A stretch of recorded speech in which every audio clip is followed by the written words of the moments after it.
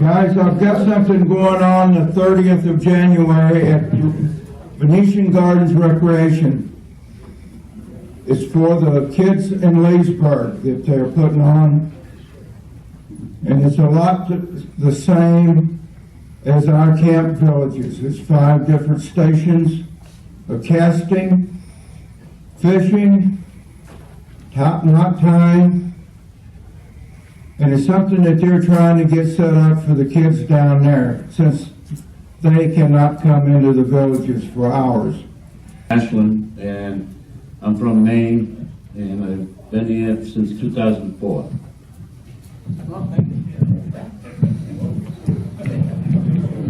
Alan Fellows from Blairstown, New Jersey, living in the village of Woodbury. Out tonight. So guess what? 4 people are going to get their names drawn this evening. Cool. Let's draw. Shaw has fished at the Promise Ranch, haven't you, Shaw? You caught a couple of 2-pounders, right?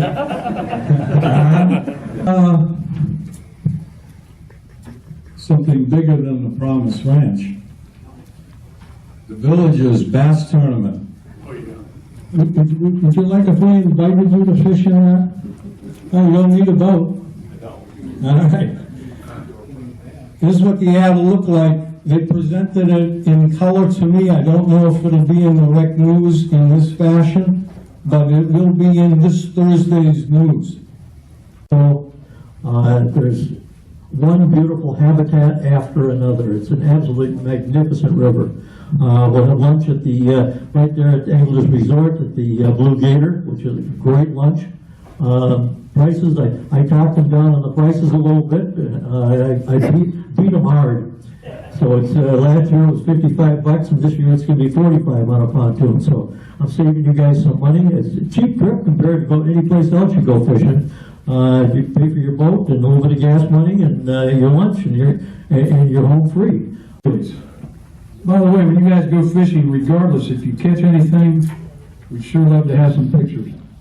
Let the rest of us at least know that you were out there, or your wives.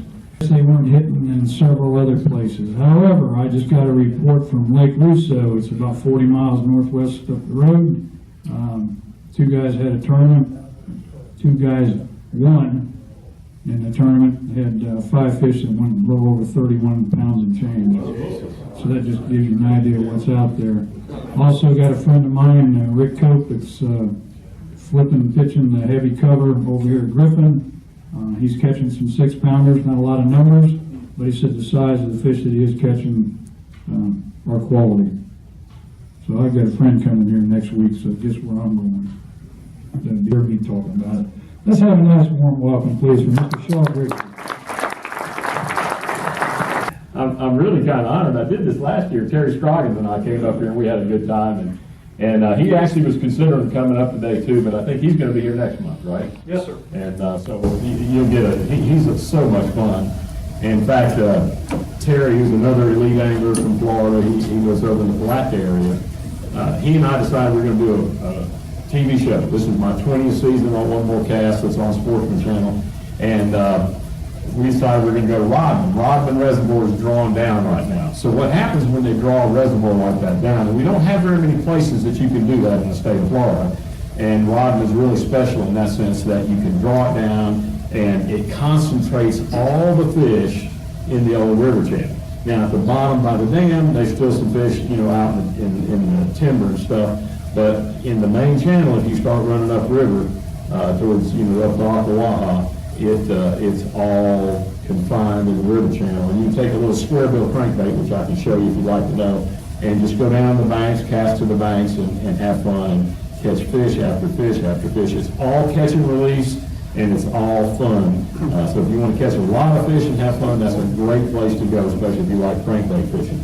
Born and raised here. I'm a true Floridian, and it was just by the grace of God, because my dad was from Louisiana, and so we got to move over here because he taught at University of Florida, so I was born in Florida. And so I've got to be raised in this place. So, when we were talking about fishing, structure fishing, and the different types of fishing that you get to do, in Florida, it's vegetation. I mean, it's vegetation, vegetation, vegetation, vegetation, vegetation, that's what you got. You got weeds and more weeds. And, you know, you go other places, you may have lots of, you know, rock and rock walls and shelves and rock humps and bluff walls and channels and stuff. You got none of that. I mean, you just got vegetation here. So, but we do have different kinds of vegetation, makes it exciting, right? We have reeds that stick out of the water, so that's what we fish. So when you fish vegetation, it really kind of limits you a bit in what you can throw. Now, crankbaits, yes, we throw crankbaits. Got a lot of treble hooks, and I brought. Let me grab my box here, and I may even donate some stuff to the drawing for your deal. But I'll just open up my box here. Don't be stealing. All right, so here's 2 crankbaits. This is a big square bill, but you can see, and it's hard to see from way in the back, but it's got a bill that's squared off in the front. Short bill, not a very deep diver. This is a big one though. And I put some Mongo hooks on here because I was either going to grouper fish or redfish with that, and they eat both of them. This, if you go to Rodman, is what I'd be throwing at Rodman. It's a tiny little 1.5 Strike King square bill. It probably runs about 3 to 4 feet deep. And what's really cool is because this lip, you know, you just tie it on and fish it, and you throw it right to the bank and crank it. And don't crank it real fast, just kind of crank it. And this lip will dig down, but what happens is when it hits a log, it just kicks up over it. So most of the time, you don't get hung. Now, do you get hung some? Absolutely. Treble hooks will get hung. And that's why I talk about in the weeds, you throw baits with treble hooks and they get hung up a lot. And then you have to, you know, rip the weeds out. So we don't throw a lot of crankbaits, but trust me, they're very, very effective in Florida. You know, if you're fishing like around here and you're going to do that tournament where you're on the bank, you're bank fishing, a crankbait's not a bad choice, but what you have with that is you're liable to get hung out there on something, whether it's a piece of wood that's stuck out there and you lose your crankbait because you really can't go out and get it. With a boat, I control the motor over, get my rod down there, knock it off, or I have a plug pole that extends. So if you're fishing from a pond and you're going to go around here and fish some of these ponds, you want to do stuff that's weeds. So a lot of what we do, and this is one of the best, as it warms up, and I'll tell you what, I'm going to pass this around and just start and let it go. This is called a rage toad, okay? And a rage toad is a topwater, basically a soft plastic buzz bait. So what you do with this thing is you just take it out there and you throw it and you reel it. And it creates a lot of commotion, just the little legs are going across the water, making noise, it attracts the fish, and they come up and they smash this thing. And I don't know if you got to see, yeah, you were talking to me at dinner about the Rage Toad Show. I can tell you, if you take your time with this, because it's soft plastic, if you take your time with it, let them eat it. So they crash it on top and you don't go do crazy stuff like I do and have to jerk real fast, you'll catch the fish because it's plastic. He'll get it in his mouth and it's nice and gummy and he'll just hold it and swim off with it. So you just reel down, set the hook, and you catch the fish. They don't give it to him real long time, but you know, about a second and you'll probably catch him. And so you can see the bait, and I actually have one that's rigged here. On here, I could have shown you a little trick, but I'll tell you what, I'm going to hook this hook in there. I don't want anybody to get hooked up on it. And this is kind of the hook we use and how we rig it. And I just, like I said, be careful because this is a pretty sharp little hook. So that's it rigged up. And I throw that on a, you know, whatever rod rig you have. Can you throw it on spinning rods? You know, here's a spinning rod. If I can get the cover off of here real quick. So, you know, grew up fishing spinning reels. And spinning reels are great. I use them a lot for lighter lines. That's one of my bass rods right there. It's a drop shot rod. And there's a little drop shot and drop shot hook, and I can talk about that because that's another great technique in Florida, kind of be able to fish weedless and catch a lot of fish as a soft plastic. But spinning rods, you can throw that toad on that. What's cool about spinning tackle, and you'll see every one of my rods, see this dark green here? That's braided line. Now this is fluorocarbon, but this is braided line. So if I'm throwing that rage toad, I'm going to throw straight braided line. and I rig all my spinning reels up with braid. Then I put on top of that, I tie on a liter of fluorocarbon if I'm fishing something where I need something light. You know, if I need to go light, real light, for whether I'm crappie fishing or clear water. You talk about going over to Rainbow and fishing there, which, by the way, I catch a lot of fish out of Denellen and Rainbow. Rainbow used to be incredible fishing when everybody else guided in Orange and Rodman and places like that. Nobody would ever go over there because of the clear water. They didn't want to fish that because it's a little bit harder. And I just remember going out there taking my dad and just amazed at how many giant fish are there. And then I filmed a couple videos there, and then some of these other lakes had their issues, and then a lot of people started guiding over there. They took a lot of those big fish out, but there's still a lot of really, really nice big fish over there. And so your fishing, your next trip that you get to go out there is special. It's a beautiful place, beautiful river, and you should have some real good fun there. But anyway, so I fish braided line. So if I need to fish light, yes, sir. A question, when you put in your braid, your fluorocarbon, are you going line to line, or are you using a swivel? I actually go line to line. I use no swivels in my fishing, with the exception of, I have one right here, and if you look at that toad that we're tossing, handing around, which hopefully will make it to the back before the seminar's done. It's going pretty slow, in other words. But I've got this little swivel here, and it's just a little barrel swivel, and when I tie that on, I don't like that frog to slide down my hook. And I use those 90 degree, and it's actually got a little bit of a backward angle. This is called a TK 120 hook, but a TK 110 is the same hook, it's just a lighter wire. So if you're fishing spinning rod, you know, with maybe 20-pound braid or something, I would use the TK 110 hook.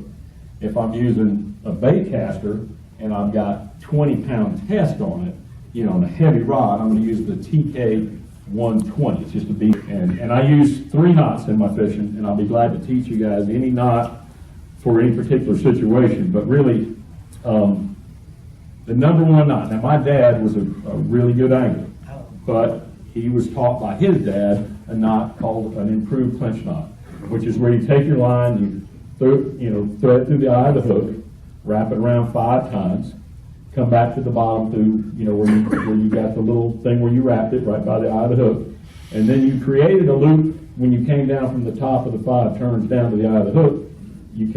That created another loop. You put it back through there. That's called an improved clinch knot, cinch knot. And you can look that up online, and you can find it in every knot booklet and everything like that. And probably every one of it's the makeup of fluorocarbon fishing line. It doesn't perform well with that knot. So the knots that I use is called a Pitson knot, and it's a really simple knot. And I'll be glad to tie something on for you and show it to you. How do you spell what? Pitson, P-I-T, and I believe it's S-E-N, but it could be Z-N, but I think it's S-E-N, Pitson knot. And they're only you can find that online, Pitson knot, but I tie it double. So you double your line, get about, 10 inches of doubled line, thread it through it, and then tie the knot with doubled line. It's a phenomenally tough knot, and it's very easy, okay? I mean, it's probably the easiest knot I've ever seen to tie.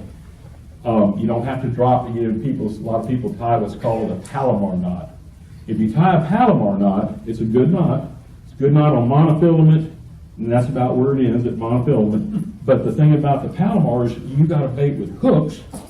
You've got to drop this through a loop on a Palomar. That's a pain to do that, right? The Pitson knot's stronger, and it's easy.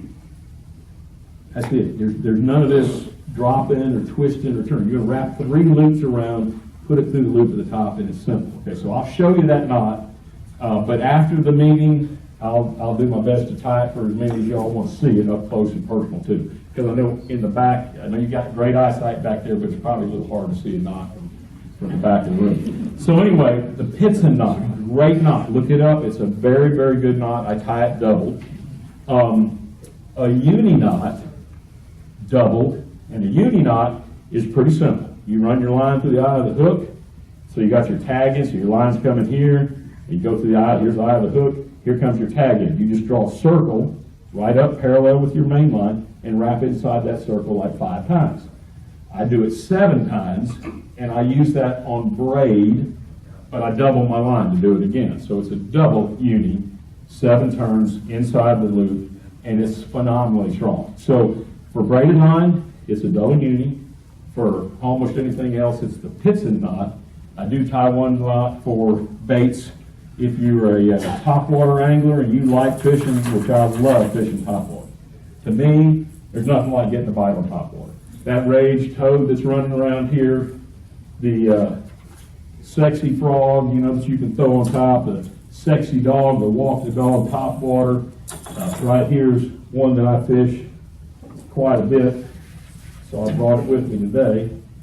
Is a little popper. It's called a KBD Splash, and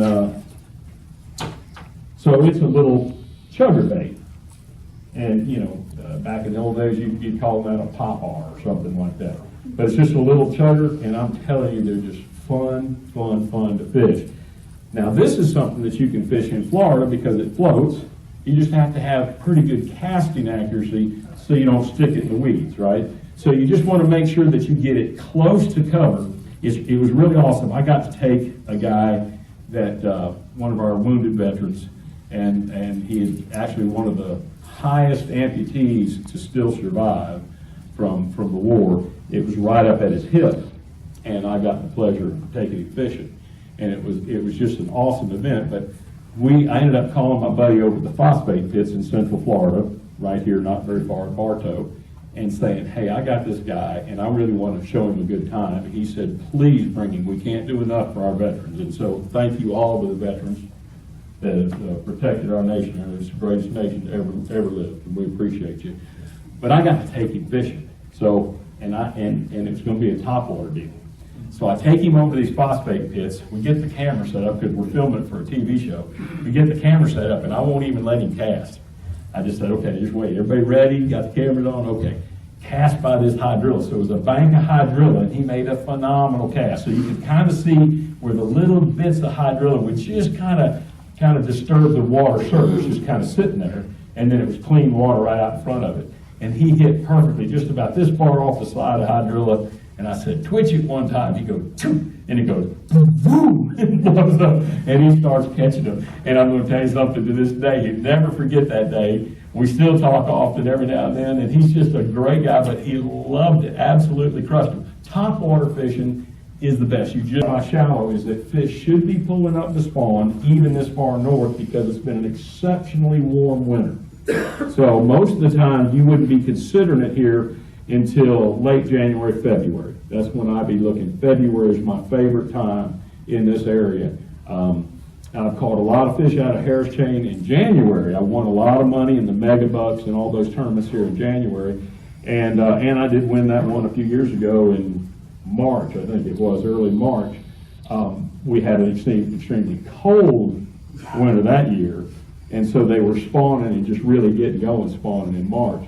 But I would catch them in January spawning, but I would go to the springs. So if you all know Harris Chain very well, there's certain canals that are spring-fed, crystal clear water, spring-fed, warm water. So that's where they start first, is in the warm water. Then they'll start spawning outside of that in the canals where it's warmer, and then they start spawning in the main lakes last. Take this one right here, spinning rod, and this does have a leader right now on it, okay? But let's say I'm going to throw the smaller KBD Splash, this one. Light bait, hard to throw on a bait cast because it's light topwater. I throw it on spinning tackle, straight braid. But it's back underneath stuff and I got to skip a bait to it. I might put 14 or something on here as a leader, so I know I got something with some guts behind it to drag him out. What about crankbaits and plastic line? What do you do with those? Crankbaits, I'm going to use a lighter action rod like that. I actually have a little rod that's like it's a 705 is what it is, 7'5" power, which is a medium action. And that's what I do almost all my crankbaits with. My jerk baits has a little light tip, so it's very, very similar to this rod right here. And exactly similar action-wise and everything. Real nice, light, easy tip. And that's what I throw my little treble hook things. And almost all of that goes on fluorocarbon. So if I have braid as a backer, I put a long leader of fluorocarbon, and then it's just like you don't have, it's kind of cool, okay? So you put braid on your reel, then you put a 20-foot leader of fluorocarbon on there, and now you fish, and the bait has no clue that you got any braid on there, and the only person that knows it is you, because you're gonna feel a little better up to that 20-foot mark. You're gonna feel a little better, you're gonna have better hook sets, better performance. But if you have line twist or whatever, you've only lost 20 feet, right? So how long will a 300-yard spool of good fluorocarbon, like Seagar and Vizex, last you when you're only putting 20 feet on or 25 feet on at a time? Just looking at them on the graph, you drop it down, you get them. But in shallow water, I catch a lot of fish just casting it up towards lily pads or grass or something using a weedless hook called a TK110, which is that same hook you saw go around, just a small one-off. And it's weedless, so now I can throw it in there and I just let it settle out, use a short leader. So this one's probably about a 6-inch leader. And I'm just gonna pitch it up to the lily pads, let it sink down, or the grass edges, even go inside the lily pads, and you just kind of lift it a little bit, and it's just this worm is floating. So instead of it being a normal Texas rig that it gets drugged to the bottom and it's dragging down in the bottom, it's floating around like a live bait. And then it settles out, you know, with no weight except the hook. And then when you just barely move your line, you know, it's back up floating again. And so it's fishing a weightless worm, which has the most action and the most, probably the single best presentation. There we go. I've got a drop shot weight. This is vertical. If I'm looking at them underneath me or whatever, vertical. It'll be shallow, you're going to drag it this way, right? So you can see if I let it down, it's on the bottom. If I lift just slightly, it's above the bottom. You shake it, and you drag a little bit, and you shake it, and you drag it, and you let it settle out. The big thing on a drop shot is off time, what I call off time. Same thing with topwater bait, especially in Florida, off time. Let it sit. Okay, when you're fishing a topwater bait, a lot of times you throw it out there, and I remember a lot of the old timers when I was learning to fish would tell me, don't move it till the ripples disappear, right? That's very good advice. And what that means is that if you give it that off time, those bigger fish tend to come up under it, looking at it, and then the first time you barely move it, and sometimes before you move it, they just get it, and it's awesome. So Florida is really big on that off time. Settle out. Same thing on the drop shot. Throw it out there, let it sink, and I'll let the line just go slack. Now I know it's laying on the bottom, and I just barely lift it, because as you pull that loop out of your line, that droop in it, it's already lifted it up. It takes no pressure at all to lift that bait, because it's just a hook, and it's suspended. So immediately it's up. You start to feel your weight, you know, you're, you know, totally tight. Shake a little bit, move a little bit, off time. And that's the way I fish it. Yes, sir. Explain again how you rig that drop shot. This is a small one, a little one-aught. I know my tackle box is right here. Tiny. That's another one, right? It's a little tougher doing a seminar with 150, 100 and something. Anyway, so it takes you a little time to get through everybody. But that little hook, you tie that hook on. Now, when you tie it on, and I use the pitson knot, double pitson, so now I'm going to have a tag end of line, right? It'll have, and when you have a double knot, you have a little loop end, and then you have your tag end. When your tag end, you have your hook point sticking up, you know where it's sticking up. I take the tag end, run it through the eye of the hook, so it comes back through the eye of the hook and down. So now that takes the knot that's sitting on the front of the eye of the hook and rotates it back on top of the eye or in the eye. And that sets that hook out. So when you pull the line, it sets the hook out horizontal. Then you hook your weight on the bottom. Drop shot weights have this little triangle like this, like the Chinese finger torture. You stick your line in it, and when you wedge it, it wedges up in that triangle and it locks it. And what I do is I just make my leader, and I don't use much leader. I'm about 6 inches, 8 inches max, something like that. And then I tie a tiny little overhand in the end of that leader. Then I slide that little overhand through that V at the bottom, wedge it up, and then it can't come out. That's kind of. Thank you very much.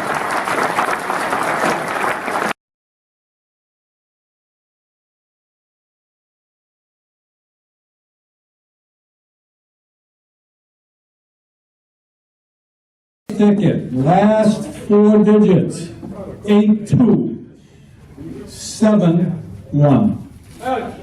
Woo! Fishing trip.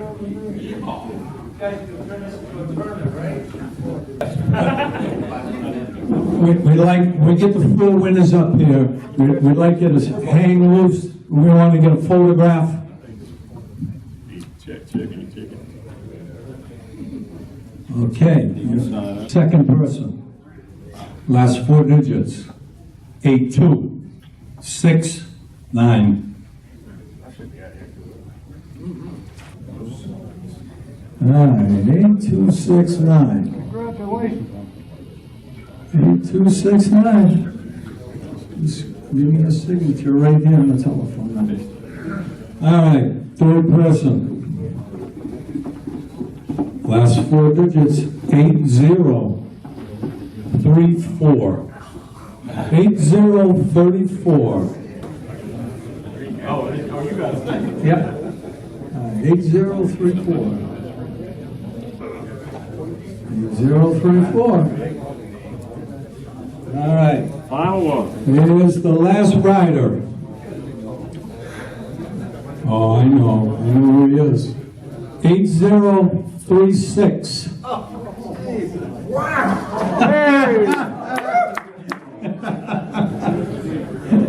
3-7. You want to trade? Missed it by one? 8036. 8036. Congratulations. All right, now we can just have our four winners stand right here. Jerry Less will take your photograph. Put you on the webpage.